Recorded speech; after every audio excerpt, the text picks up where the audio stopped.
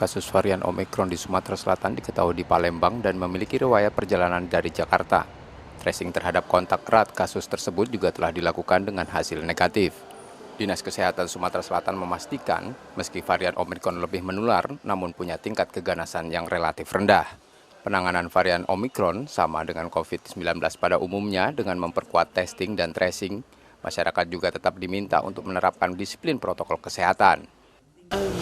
Mengenai kasus Omikron di Sumsel ini baru satu yang memang positif Omikron.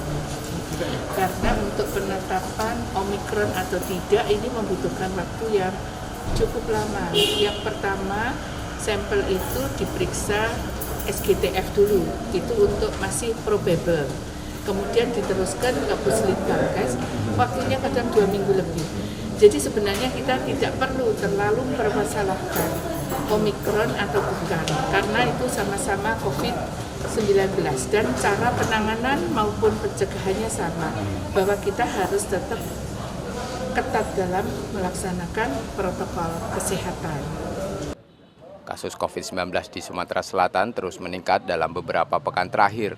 Pada 4 Februari 2022 dilaporkan penambahan 116 kasus baru, termasuk di kota Palembang.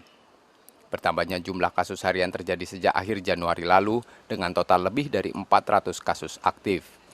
Rizky Nurmizan, Kompas TV Palembang, Sumatera Selatan.